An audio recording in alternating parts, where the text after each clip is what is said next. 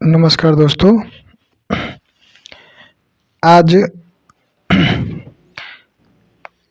आज की वीडियो में हम संधि को देखेंगे। ठीक है, संधि चैप्टर शुरुआत करेंगे। ठीक है, तो संधि संधि शब्द सम और धी से मिलकर के बनता है। आप संधि को तोड़ेंगे ना तो जो ऊपर ऊपर जो अनुस्वार है उसे क्या बोलते हैं? अनुस्वार बोलते हैं। मैं पहले आपको समझाया था, एक बिंदु को अनुस्वार बोलते हैं और दो बिंदु को विसर्ग बोलते हैं। ये स्वर वाले चैप्टर में मैंने बहुत अच्छे से समझाया था कि एक बिंदु को क्या बोलते हैं? अनुस्वार, और दो बिंदु को विसर्ग, और दोनों को कॉम्बिनेशन रूप में क्या बोलते हैं? अयोग वाह। तो सम और धी।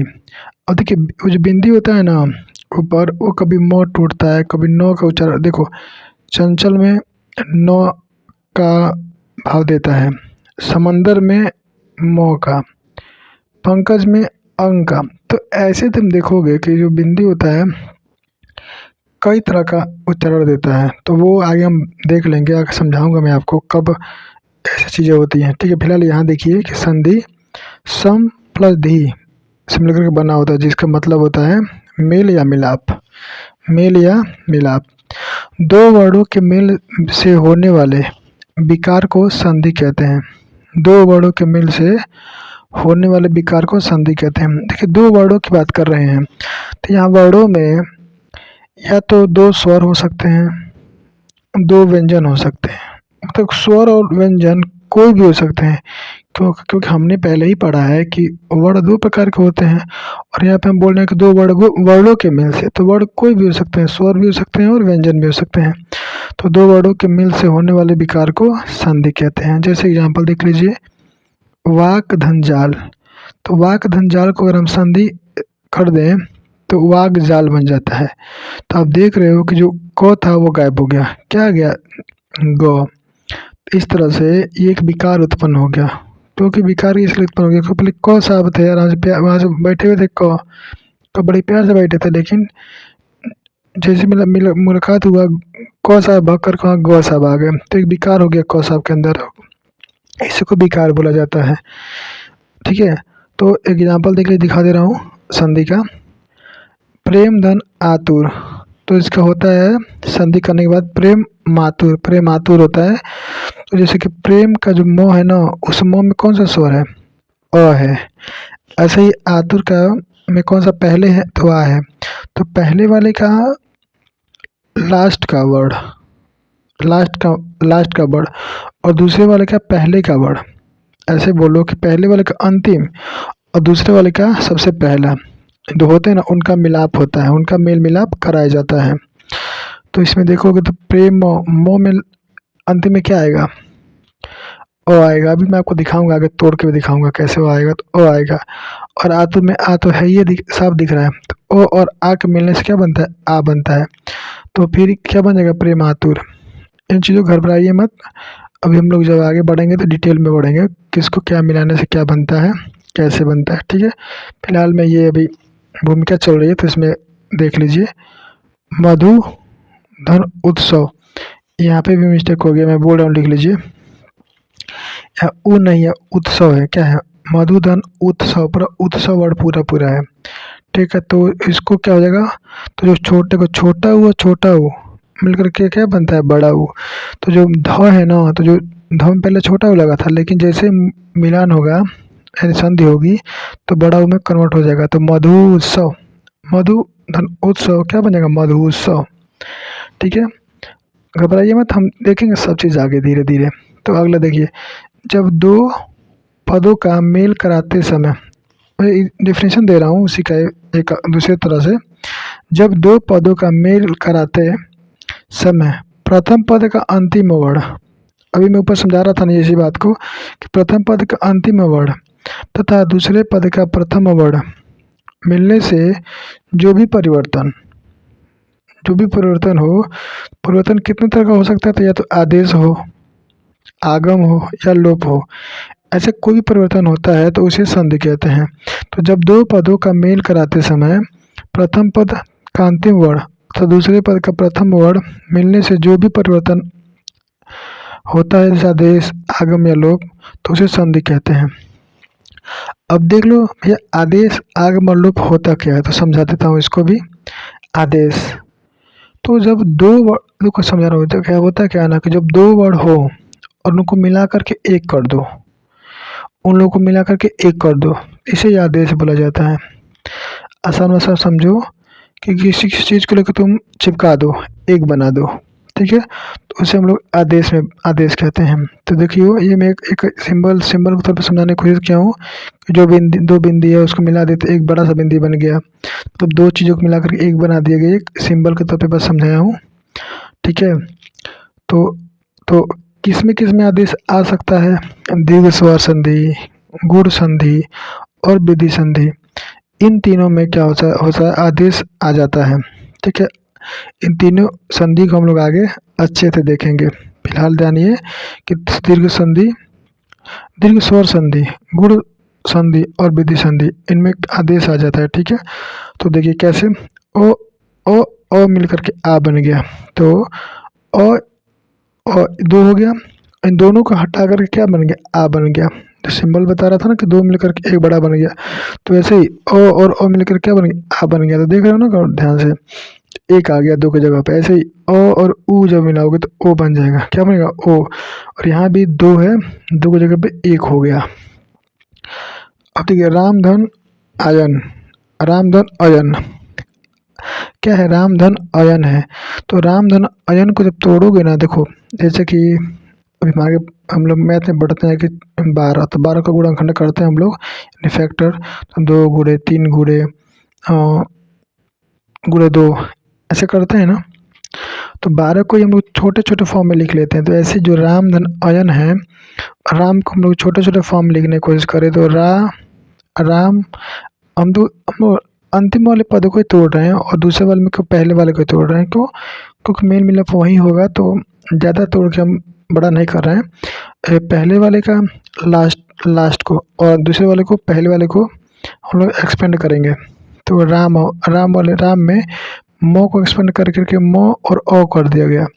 और ऐसे ही अयन में, तो अयन ऑलरेडी पहले से टूटा हुआ है ना, अ है तो उसको तोड़ने की जरूरत नहीं है, अ तो टूटेगा ही नहीं ना, क्योंकि स्वर इंडिपेंडेंट होते हैं, किसी से मिलकर के नहीं बने होते हैं। तो अ तो ऑलरेडी अ ही है। तो अब देखो, जब ओ और ओ को मिलाएंगे तो आ बनेगा, क्या बनेगा, आ बनेगा, और वो आ जाकर चिपक जाएगा किस में, म में, तो फिर पूरा क्या बनेगा, रामायण। अब एक चीज़ और देख रहे होगे कि नो, जो नो है ना, अयन का जो नो है उसमें अड़ आ गया रामायण बनते समय। तो ये कैसे बदलता है, क्यों बदलता है, इन चीज़ों को भी हम आगे देखेंगे। फिलहाल आप इस चीज़ को लेकर के चिंता ना करिए, आगे इस चीज़ को समझा जाएगा कि कैसे नो अड़ में कन्वर्ट हो गया। एक और एग्जांपल देख लीजिए, लोक धन उक्ति। तो लोक वाले जो शब्द है उसका जो लास्ट में क है, तो क को हम एक्सपेंड करते हैं किस में, क और अ में, तो लो प्लस क धन अ, और उक्ति वाले में उ धन उ धन इक्ति। तो अब हम इसको मेल मिलाप करें तो लोकोक्ति हो जाएगा, क्या हो जाएगा, लोकोक्ति। अ और उ मिलकर के ओ बनता है, ये भी हम आगे देखेंगे। बस इतना समझिए जो समझा रहा हूँ कि इसमें क्या हो रहा है कि दो को मिलाकर के एक हो जा रहा है। तो आदेश में दो को मिलाकर के एक हो जा रहा है।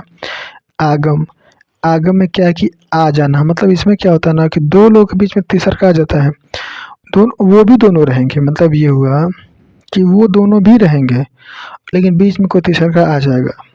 ठीक है, समझ रहे हो, इस चीज़ को समझ जाओ, रिलेट कर लो खुद पे कि तुम भी रहोगे वो भी रहेगा लेकिन बीच में कोई आ भी जाएगा इस वाले में, तो इसको बोलते हैं आगम। तो दो वर्डों का मेल कराते समय तीसरे वर्ड का बीच में आ जाना ही आगम कहलाता है। तो ये आगम कितने प्रकार का हो सकता है, तो चो अगर एंट्री देखो, चो आएगा तो चो का आगम होगा तो चागम बोल देंगे, श का आगम होगा तो सागम बोल देंगे, स का आगम होगा तो सागम होगा, ये सासम नहीं होगा, सागम होगा, सासम मिस्टेक हो गया, मैं बोल देता हूँ। देखिए पीडीएफ में थोड़ा मिस्टेक कहीं होता है नोट्स में, तो क्योंकि बनाते समय पढ़ते समय बनाते समय ना जल्दी में बन नहीं पाता, कोई मिस्टेक हो ही जाती है, तो मैं फिर भी मैं आपको सही कराते जाता हूँ, तब उसको ध्यान देते जाइएगा। तो सौ का आगम होगा तो सागम हो जाएगा। अभी देखिए एक सिंबल यहाँ भी बना के समझाया हूँ, ए और बी है, तो उसका हम लोग मेल करा दिए, ए और बी के बीच में सी आ गया, क्या आ गया, सी आ गया। एग्जाम्पल देखिए, परिच्छेद, परि और छेद को हम लोग जब संधि कराएंगे तो बीच में क्या आ गया, च। तो देखो परि का जो री जिस तरह परि का जो री जिस तरह था वहाँ भी री अभी भी है, और छेद का जो छेद था अभी भी छेद है, बीच में बस क्या आ गया, च आ गया। देख रहे हो गौर से, वो दोनों भी हैं, मैंने ए ऊपर समझाऊँ, देखो ए और बी भी रहेगा, बीच में सी आ जाएगा, ऐसे ही री और छे भी रहेगा, बीच में च आ गया, तो ये चागम वहाँ पे हो गया। तो अधिक अनुच्छेद में देखिए यहाँ भी अनुच्छेद, तो अनु का जो नु है सेम टू सेम है, छेद का भी छेद सेम टू सेम है, बीच में चो आ गया तो अनुच्छेद हो गया। ऐसे देखिए परिकारक, परिकारक, तो परि जो री है, री का री रह गया और कारक का कारक रह गया, लेकिन बीच में क्या आ गया, शो आ गया। ठीक है, शो आ गया, आधा शो आ गया, तो क्योंकि आधा सौ ही तो चौ सौ, आधा चौ, आधा शो और आधा शो, आधा सौ, आधा तो परिष्कारक हो जाएगा। ऐसे ही एक और एग्जांपल देख लीजिए, समकृति, तो समकृति, तो इसको हम लोग मिलाएंगे, तो जो सम है इसको संग भी लिखते हैं, सम को जो म है ना इसको सौ ऊपर बिंदी लिख चले गए, या तो तुम ऐसे सम लिखो या सौ पर ऊपर बिंदी लिखो, बात एक ही हो गया। ये तो सौ म गालन लगा के लिखो या सौ के ऊपर बिंदी लिखो, सेम टू सेम रहेगा। तो ये तो इस वाले शब्द में देखो सौ पर बिंदी है, मतलब कि सेम टू सेम है। जो कृति है वो भी कृति सेम टू सेम है, बीच में कौन सा आ गया, सौ, आधा सौ आ गया। देख रहे हो चीज़ को, तो इसमें आगम हो जा रहा है किसी एक नए चीज़ का। ठीक है, तो ये आगम होता है। ठीक है, अब देखो ये समझा दे रहा हूँ, ये चीज़ क्या है, ये कुछ ज़्यादा कुछ बड़ा चीज़ नहीं है, ये है कैसे चीज़ों को तोड़ेंगे वो समझाया हूँ। और रोहित को ध्यान दीजिए, तो रोहित को र और उमांत्रा जो है उसको तोड़ लेंगे, मतलब ये करना है कि छोटे छोटे पार्ट में तोड़ लो। ये किया हूँ मैं। तो रो जो है, रो है, तो रो रो रो कैसे कैसे बनेगा, तो रो की मात्रा रो से, ह कैसे कैसे बनेगा, तो ह, और छोटी की मात्रा तो ई, तो कैसे बनेगा, तो और उसमें जो अ होता है वो अ। इस तरह से तो को तुम और नोटिस करना, क्योंकि वो तो क्या है, व्यंजन है, और व्यंजन अपने अंदर छुपाए रहता है स्वर को, ये बात ध्यान रखना। व्यंजन अपने अंदर स्वर को छुपाए रखता है, तो जब हम उसको खोलेंगे रियल में बोलेंगे वो व्यंजन तुमने असली रूप दिखा, तो क्या दिखा देगा, क्या दिखा देगा, जो ये तो है वो एक अक्षर है, क्या है, अक्षर है। तो यहाँ पे क्या अक्षर है, जब इसको व्यंजन और स्वर में तोड़ेंगे तो बन जाएगा तो और अ। ठीक है, देखो वर्ड और अक्षर में अंतर क्या होता है, देखो यहाँ मैं साइड में समझाया हूँ। अक्षर जो होता है स्वर और स्वर सहित वर्ड अक्षर कहलाते हैं। जैसे कि जो व्यंजन होता है तो लिखोगे तो सिर्फ तो बोलोगे, उसको व्यंजन बोलेंगे, क्या बोलेंगे, व्यंजन। लेकिन जब उसको उसको स्वर उसमें स्वर सहित बात करने लगते हैं तो उसको हम क्या अक्षर बोल देते हैं। जैसे क हो गया, तो में क और अ मिलेगा तो क बनेगा, का को में आ के जोड़ोगे तो का हो जाएगा, ये सारे अक्षर हैं। तो खा, तो खा में क्या, ख और आ मिलकर बनना है, ख और आ मिलकर बनना तो खा बन जाता है। पापा को तोड़ोगे तो प में एक मंत्र आक लगा हुआ है, फिर एक और प है उसमें मंत्र आक लगा हुआ है। इस तरह से पापा को तोड़ेंगे तो हमको ये मिल जाएगा प और आ। ठीक है, अब है इसलिए तोड़ कर सिखा रहा हूँ ना, अभी आके संधि पढ़ेंगे तो तोड़ना पड़ेगा मित्र, तो इसको आप लोग ध्यान से सुनिए। आसान है, ज़्यादा टफ नहीं है, बस क्या करना है, छोटे छोटे में पहुँच तोड़ देना है। अब है में देखिए तो अ ही रह जाएगा, क्योंकि वो इंडिपेंडेंट वो अकेले ही रहता है हमेशा। भ, तो भ को भ और अ टूट गया, य में य और अ टूट गया। देख रहे हो, ऐसे ही ज्योति को भी तोड़ लो, तो आधा जोत है तो आधा जो को जहलंत लगा के लिख लो, यो को य लिख लो और ओ लिख लो, और ती जो है उसको ती जो है उसको तो और ई लिख लो, हो गया। ऐसे आप दीपांशु और पूर्णिमा को आप ट्राई करिएगा और छुपा के मिला लीजिएगा, दीपांशु और पूर्णिमा को। लोप तीन था ना, क्या था, आदेश, आगम और लोप। तो लोप क्या होता है, इसमें क्या होता है ना कि जिन दो चीज़ों को तुम मिलाओगे ना, उसमें जो पहला शब्द का जो लास्ट अक्षर होता है, पहला शब्द का लास्ट अक्षर वो गायब ही हो जाता है। मतलब कि सपोज करो ऐसे कि वो राम था, राम नहीं, मिस्टेक दिक्कत हो जाएगा, तुमको एग्जाम्पल समझा रहा हूँ। मान लो कोई चीज़ थी, ठीक है, जैसे मुलाकात कराओगे तो वो चीज़ ही गायब हो जाएगी वहाँ से, होगा ही नहीं, सिंपल सी बात है। तो ठीक है, तो ऐसे एग्जाम्पल देखो, जब दो वर्डों को मिलाया जाए तो मेल करते समय पहले वर्ड का गायब होना लोप कहलाता है। तो दो वर्ड कराएंगे तो पहले वर्ड का गायब होना लोप कहलाता है। देखो राजा और पुत्र, तो एक चीज़ यहाँ पे मैं एक और चीज़ समझा दे रहा हूँ आप लोग को, इसी लग गया थे। देखो राजा और पुत्र को जब भी संधि करनी होती है ना, तो राजा को डायरेक्ट संधि नहीं करी जाती है, राजन के साथ पुत्र की संधि होती है।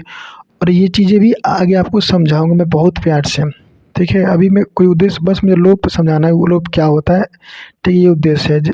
आगे मैं ये भी समझाऊंगा कि कैसे क्या होता है। तो राजा और पुत्र को अगर राजपुत्र कहीं दिया है आपको राजपुत्र, तो उसका संधि ध्यान दीजिएगा, राजा पुत्र नहीं संधि होगा, बल्कि राजा अगर कहीं राजपुत्र दे दिया, पूछ लिए राजपुत्र का संधि विच्छेद करो, तो यहाँ पर राजपुत्र नहीं करोगे, राजन पुत्र होता है, ठीक है।